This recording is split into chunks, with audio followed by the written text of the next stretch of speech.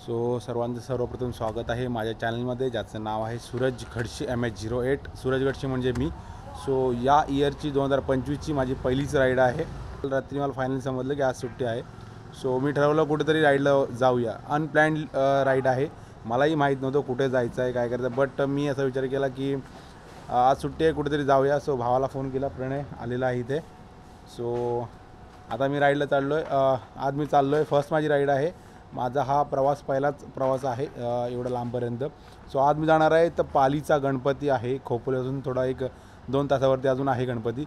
तिकडे मी पहिली राईड करणार आहे आणि तिकडून मग रिटर्न घरी येणार आहे। पहिलं आपल्या जिथे मंदिर आहे देवाचं, तिथे पाया पडून आता निघणार आहोत आम्ही। सुखाचा प्रवास होऊ दे ही त्याच्या चरणी प्रार्थना करणार आहे, बाकी काहीच नाही आहे।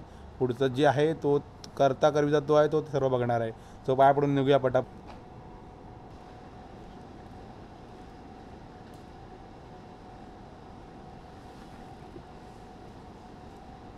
मित्रांनो, राईडला सुरुवात करतोय। सर्वप्रथम तर माझे देव आहेत ज्याच्या दर्शनाला चाललो आहे। सर्वप्रथम गणपती बाप्पा, जय शिवाजी, जय शंभू महाराज। भाव्या देवा तुझा। भाव्या देव हे आमचे घरचं देवस्थान आहे, त्याचं नाव मी घेतलं आणि आता राईडला सुरुवात करतोय। गणपती बाप्पा।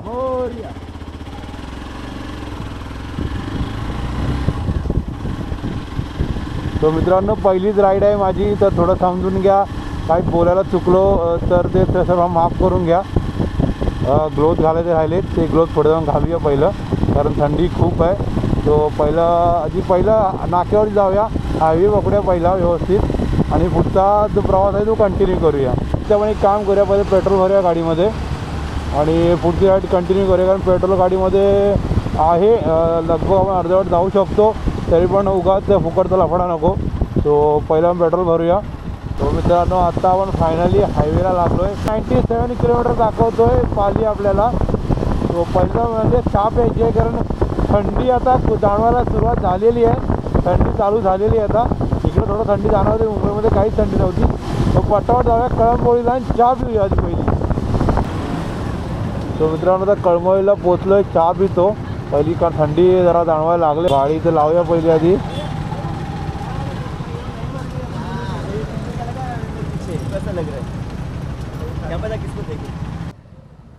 मस्तपैकी चाय प्यायलो, खूप बरं वाटलं जरा, कारण थंडी थोडी हलकी हलकी चालू झाली आहे। आणि आता मी बघतोय ना, तर खूप सारे रायडर लोक बाहेर पडलेत। आज सकाळच वीकेंड आहे, 26 जानेवारी, सगळ्यांना सुट्टी असणार, त्यामुळे सगळे लोक आज फिरायला जाणार आहेत। एवढं आपल्या रस्त्याला रायडर नक्की मिळणार आहेत, कुठे ना कुठे मिळणार आहेत। आता चहा पिलोय, निघूया पटापट। कळंबोळी फाट्यावरती खूप लोक थांबतात, कारण इथे मीटअप पॉईंट आहे सर्वांचा। इथे सगळे मीटअप करून सगळे लोक पुढे पुढे निघतात, कारण जास्त करून जे रायडर्सचे मोठे ग्रुप असतात, 40-50 जणांचा ग्रुप असतो, सगळ्यांना पॉसिबल होत नाही एकत्र यायला। कळंबोळी फाट्यावरती येऊन हे लोक इथं मीटअप करतात आणि इथून पुढे सगळी राईड जॉईन करतात। सध्या तरी आता मी आणि माझा भाऊ दोघंच चाललो आहे। बघूया आता। निघूया प्रणय, गणपती बाप्पा। स्टार्ट केली गाडी, निघूया आता आपण। इथून आता आपल्याला लवकर जायचं आहे। इथून आपल्याला 1 तास 12 मिनटं रनिंग दाखवतो आहे। बघूया आता किती लवकर कॅचअप करू, कारण गणपती मंदिर लवकर उघडणार नाही, लवकर जाऊन फायदा नाही आहे। सावकाश जाऊया इथून पहिलं, चला मग।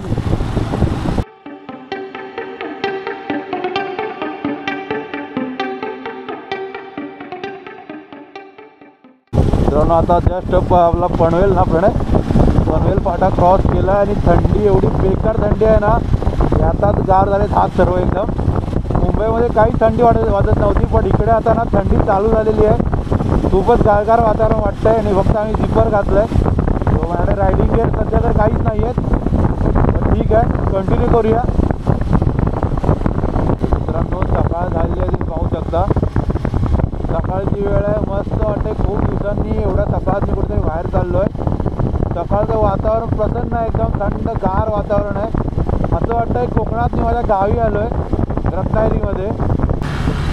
ते झेंडावंदन चालू आहे, त्याच्याकडून नागोठण्याला पोचलो आहे, तर झेंडावंदन चालू होतं इथे।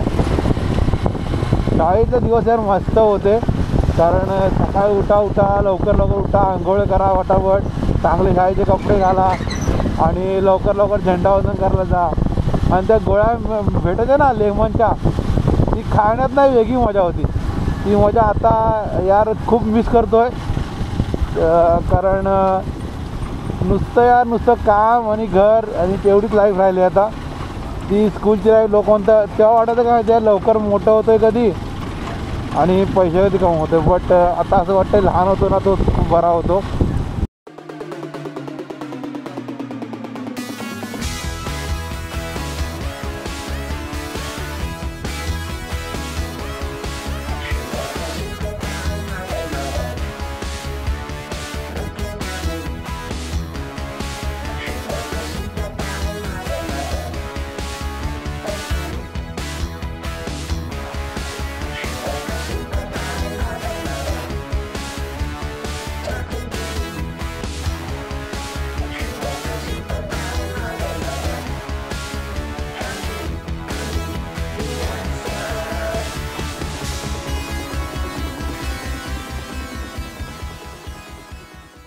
मित्रांनो आता आपण पोचलोय वाखणला. खूप सारे बायकर्स बघा इथे नाश्त्यासाठी वगैरे थांबलेत.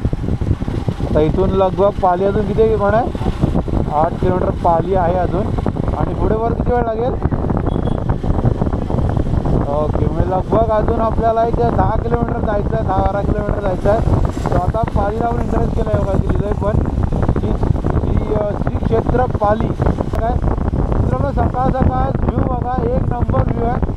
तुम्ही बघू शकता यार सकाळ खूप छान वाटतं, खूप प्रसन्न वाटतंय. आणि साईडला नदी पण आहे. इकडचा रोड खूप छान वाटतो यार. सकाळचा व्ह्यूचा सिनारिओ एकदम क्लासिक वाटला यार. खूप दिवसानंतर असं वाटतंय लिटरली गावाला आलो आहे, कोकणामध्ये झालो आहे. इकडचा व्ह्यूचा एकदम क्लासिक बघा. तुम्ही 2 मिनिटं दाखव तुम्हाला.